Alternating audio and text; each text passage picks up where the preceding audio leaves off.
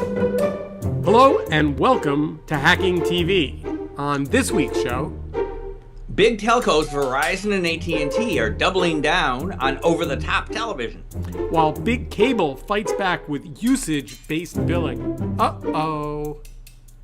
Yahoo, speaking about gets a lot of bad press, but is releasing a cool app at the same time. While YouTube's hits turn out to come from places that are kind of unusual and kind of not. It's a big week on Hacking TV, middle of December. I'm Saul Hansell. I'm Steve Rosenbaum. Greetings, Saul. It's the countdown to Christmas, New Year, and, the 47th annual year of interactive television. And the companies in the space keep giving us gifts. We have gifts this week. We have gifts. Like all kinds of people were speaking at a range of conferences and let loose interesting tidbits that at least show some signs of where their head's at and what they're up to. Yeah. I think did I tell you the General Sarnoff story? Have you heard this story? I don't know yet.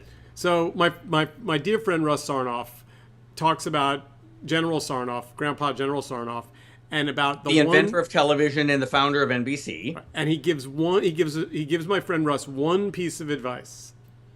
And he says, keep an eye on the telephone companies. They're going to rule the world.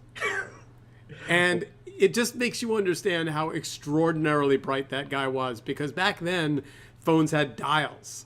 I mean, this was before push buttons, and he still said they will. And this is the week that appears to be coming true. Well, or is it? Phone companies are very powerful. The cable companies are in the same business, so we now have duopolies in every market. But Will Richmond, who is one of the savviest observers of the digital TV space, listened to Lowell McAdam speak at some investor conference and came away with the impression that Verizon is pulling away from the Fios business. And the reason he did that was McAdam was basically saying the people don't want to buy 500 channel bundles, and he's boasting of the success that Fios is having, giving people more of a choice of 10 channel bundles. The skinny bundle, as they call it. Although, if you look at the way it's priced, and I'm a Fios customer and I do, it's designed so that you get fewer channels for the same amount of money. But you do have a choice for which fewer channels. So basically, you're in it for 50 or 60 bucks, but what you don't have to do is go buy up to the super premium tier if you want one channel. If I want BBC News America, I can go and get the news package and not have to go buy up to super premium. And most importantly, people who don't want to watch ESPN don't have to watch ESPN because you can opt in and out of sports.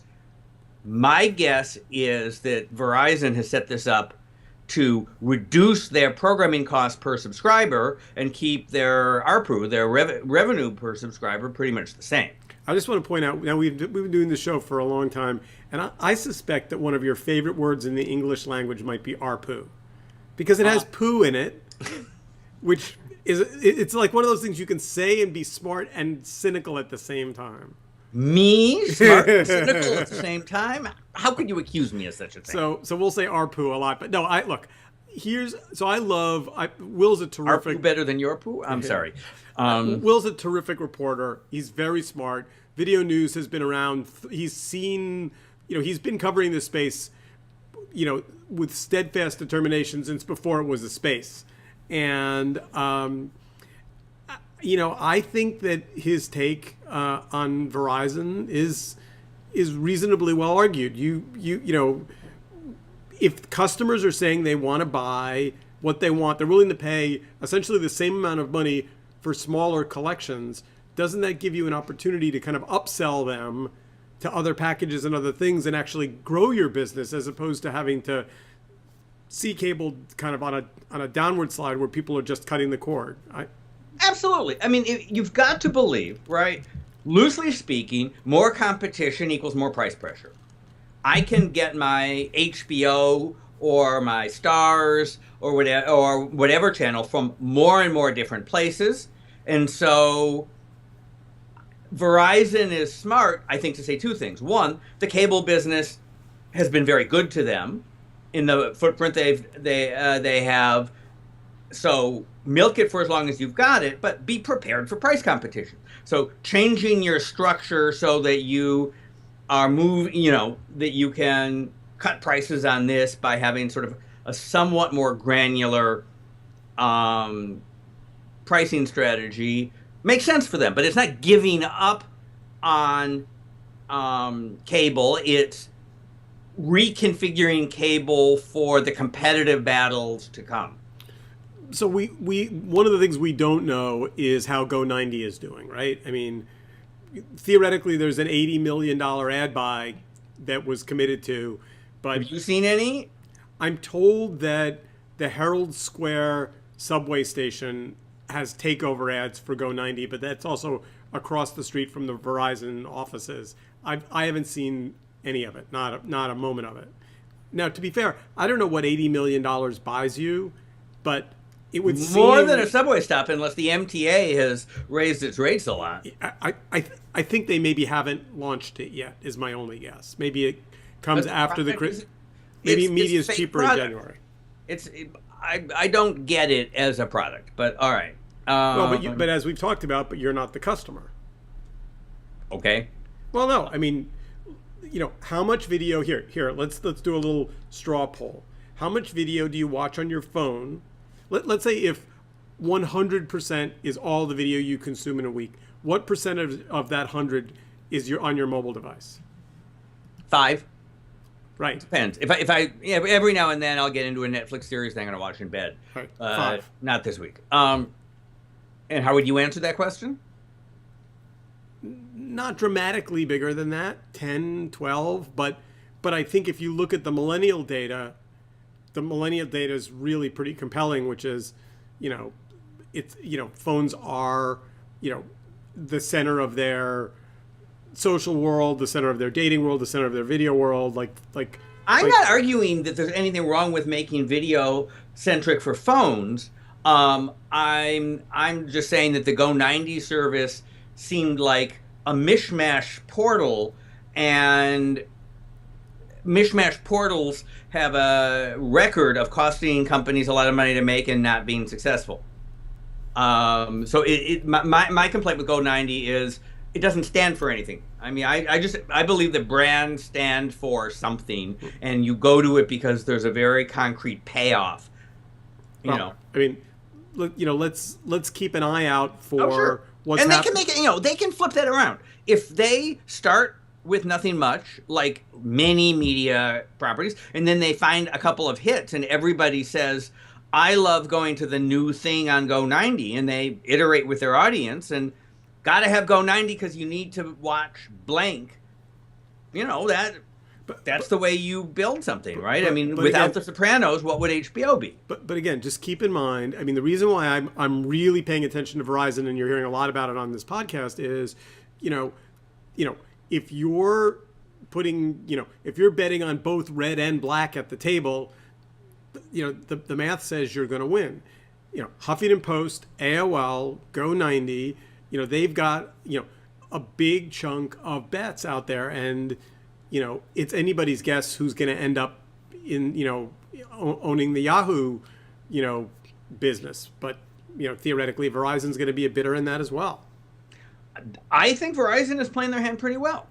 I actually think that if you go and you compare the TV media barons of today to the print media barons of the text internet age, the TV guys are more savvy and have a better vision of how their business is going to evolve than the print guys or the music guys or the book guys. So they've learned something. They haven't learned that big boring portals don't get anybody excited, but I almost think like we ought to draw a map. Like, so I was trying to figure this out today. Just correct me if I'm wrong. So AT&T bought Direct, right? right? And Direct owns Sling. No, Sling Echo TV. Star, Dish, Oh. Sling. Okay, that's what I was. We haven't talked about Dish very much, but they're a very interesting scrap. They're the T-Mobile in this space. Right. Smaller, cheaper, troublemaking. So Sling is the outlier OTT service that's doing the It was the first one. Yeah. And so what the other piece of news this week from the telcos is Randall Stevenson, the AT&T CEO, gets up at a conference and says that they're going to introduce some sort of over-the-top bundle of content for people without satellite subscriptions, and he calls it for mobile or single home screen, meaning Apple TV. And that's, as I read it, an answer to the Sling TV service, which is $20 a month for internet delivered, very skinny cable bundle. Just you seem to know this stuff better than I do, so I'm just going to ask you flat out. Like between AT&T and Verizon, like what do we think the number is that they're both willing to throw at this thing before it starts to, hit their stock price? Is it $100 million, $500 million, $1 billion, $3 billion? Like it's right. Well, if you say this thing is the television business, yeah, right, that thing. And these are companies that, I'm making this up, but I think, have annual revenues north of $100 billion each,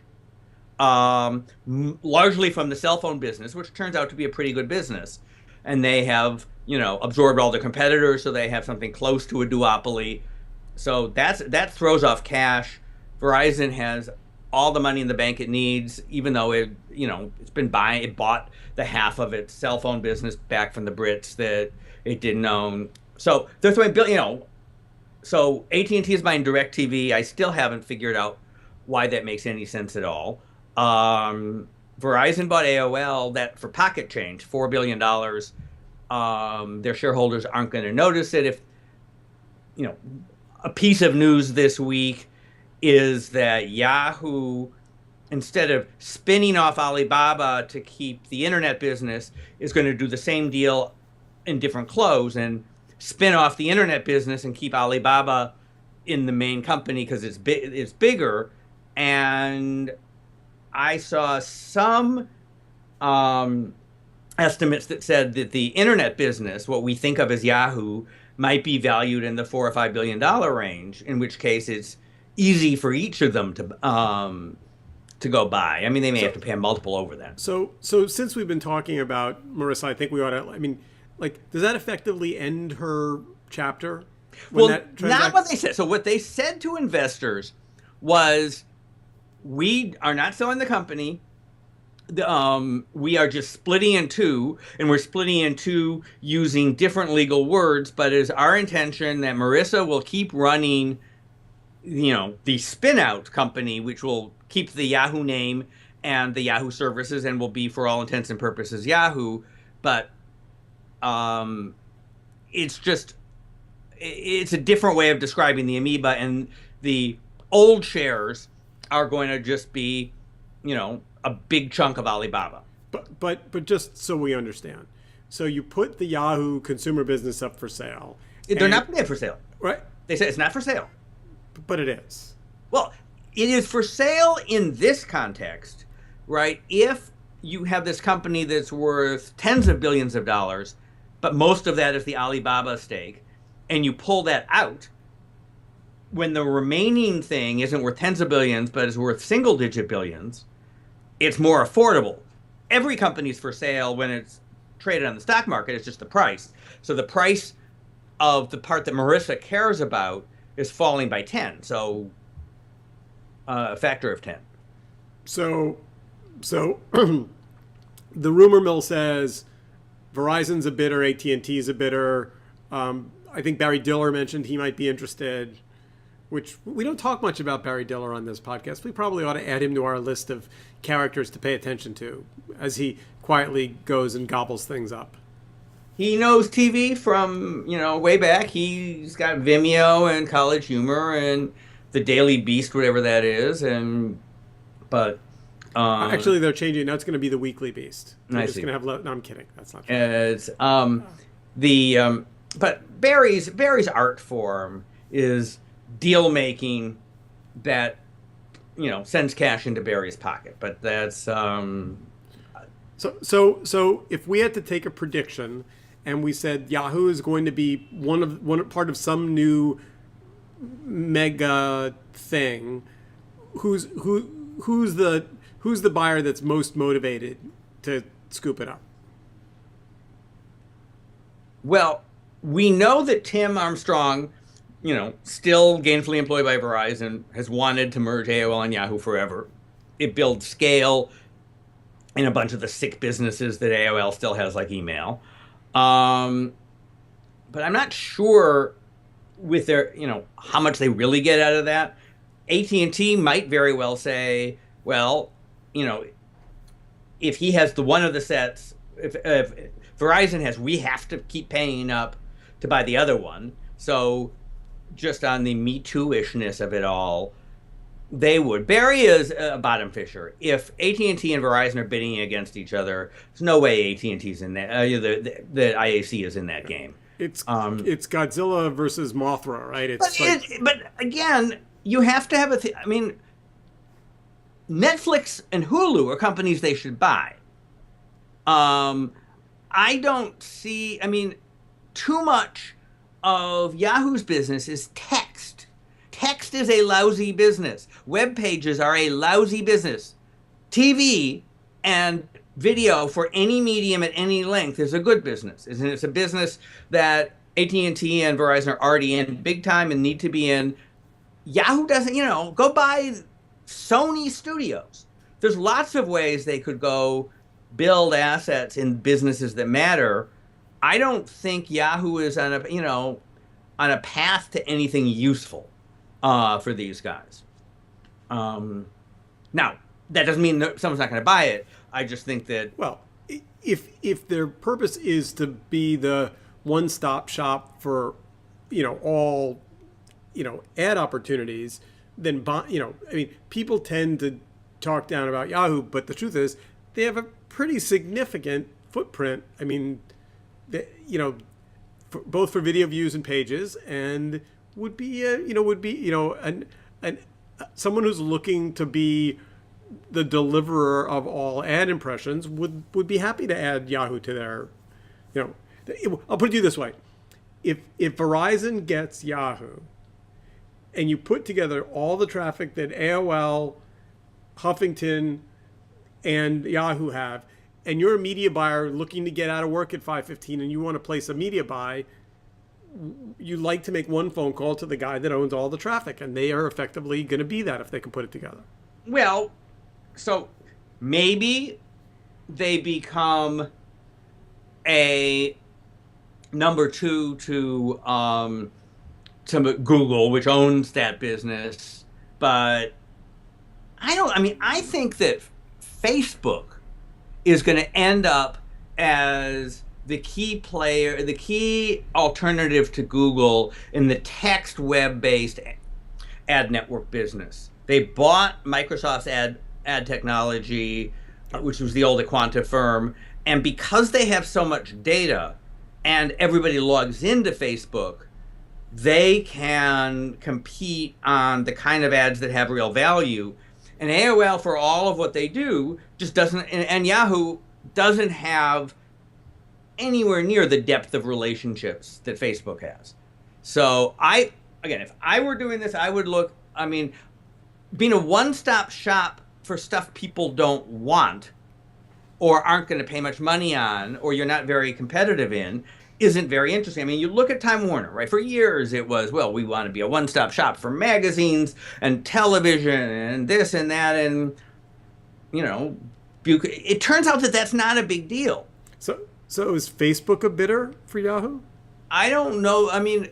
when you have a company that's declining, you just ride the ascendancy. Now, Facebook, I mean, Facebook spends lots of money. Yeah, no, I don't. As I hear myself say that, I don't think they're the bidder. It's too complicated. I mean, the problem with Yahoo, we've talked about this a bunch, is it's a Swiss Army knife with 27 rusty blades. And what the hell is it? And you know, one of the things that came out this week is they came out with a sort of slick app that says, you know, if you want to go find out where something is streaming, you can say, where is, you know, Moonraker with Roger Moore, and it'll tell you where you can download it or pay for it or stream it. It's a nice app, by the way. I mean, you know, it's nice to see real fresh product come out of that company.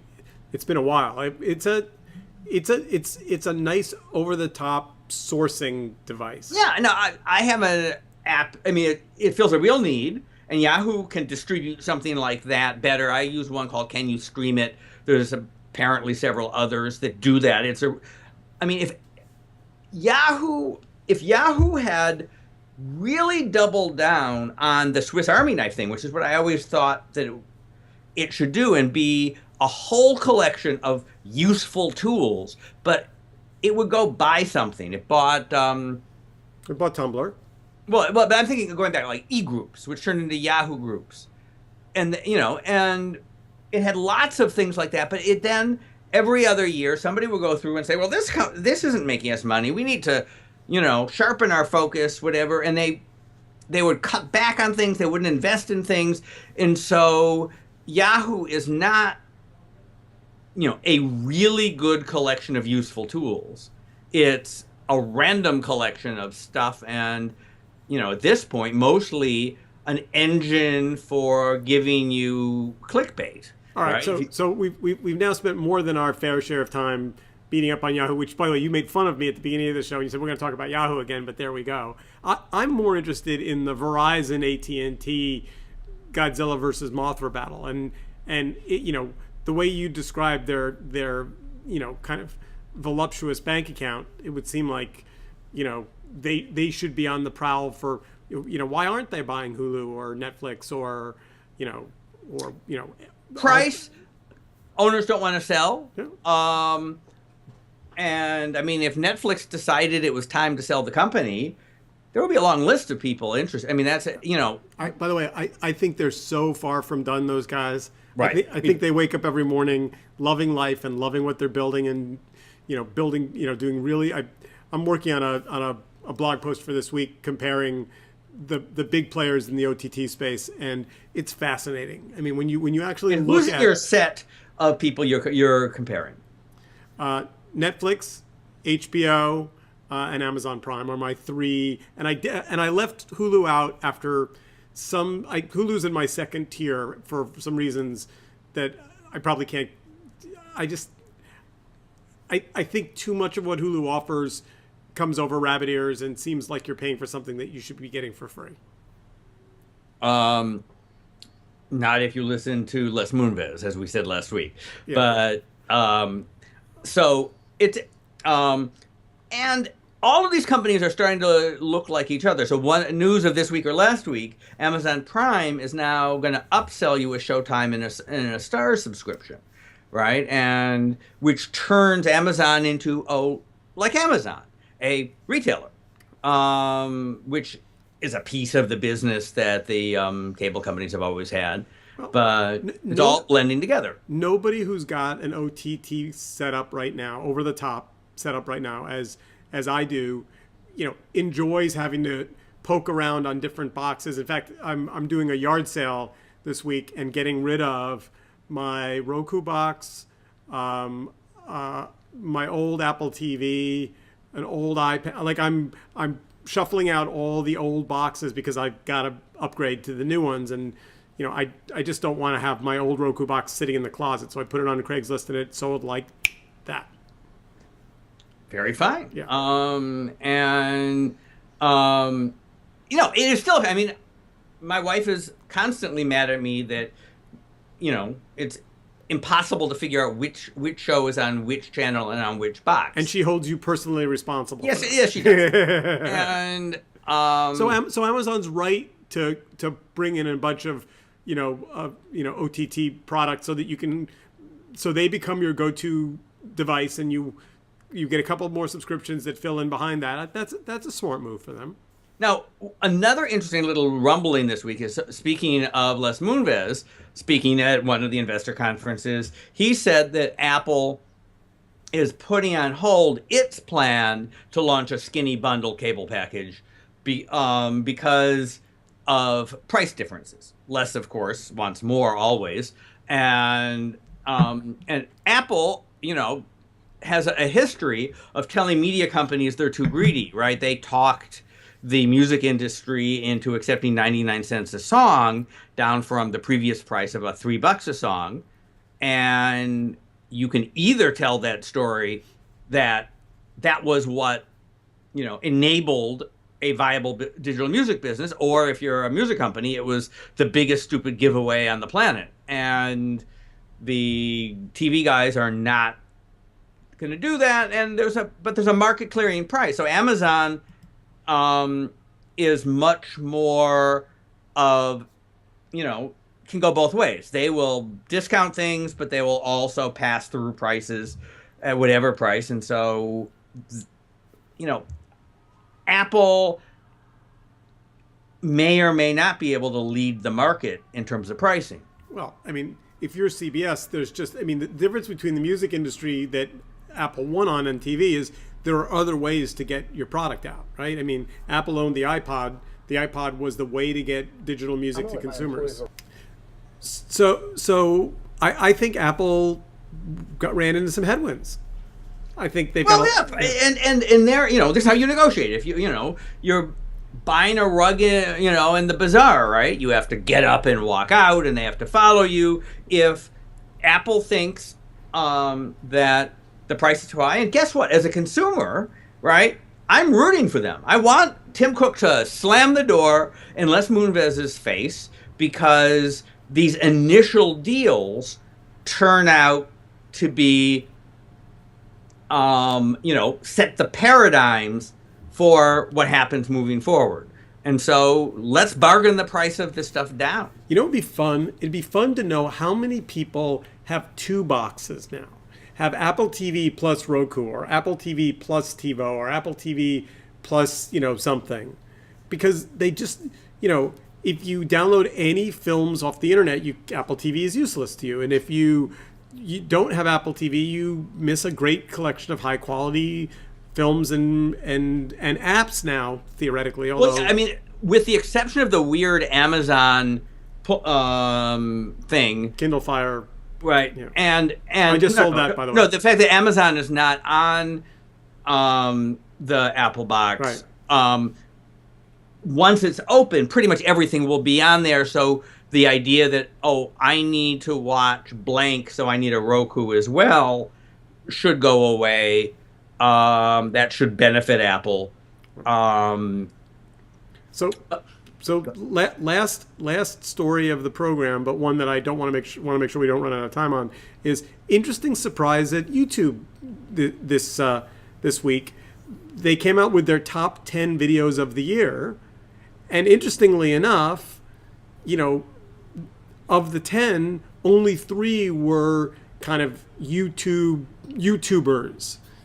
And you've been saying for a while that when the smoke clears, what people really want is professional content, and the top 3 videos that came from late night TV certainly back up your thesis. Right. So what do they have? They had Jimmy Fallon. Right.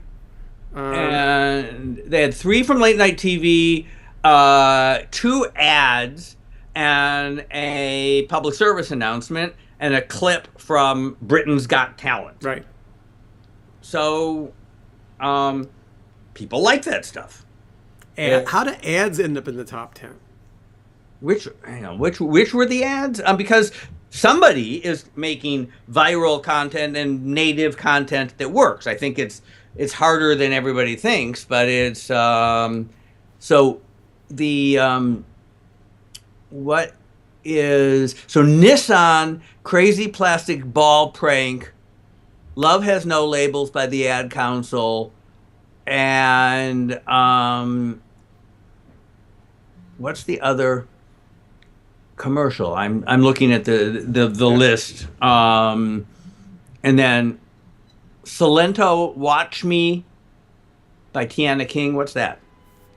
Okay, we have both shown our age because everybody else on the planet knows what that is. But the point is, television on YouTube in clip form is very popular, and Professor Hansell has taught the class before that professional content is going to rise above the noise, and this is, I keep a little scoreboard of when you're right and when you're wrong, and so we get to end this show with a little gold star for student Professor Hansell, who got this one right. And and by the way, the late night shows are explicitly working on making shareable, snackable, short content for YouTube. That's not an accident. I mean, it's not an accident, and it's also natural, right? I mean, you could chop Johnny Carson up for YouTube, even though he wouldn't know a YouTube if it bit him, just because the nature of a variety show is perfect. I mean, a show that would be great on YouTube, and I'm sure it's all there, is Laugh-In, right? Going back to the 1960s and 70s. I'm too young. I don't know what that show is. Oh, okay. Well, we'll go to the Smithsonian sometime and do a location shoot. And so another episode of Hacking TV comes to a close. All right. So we've got at least one more episode before everybody leaves the planet for Christmas. Hack away. Keep on hacking. Continue to go out and buy OTT boxes, and we'll see you next week. See you next week.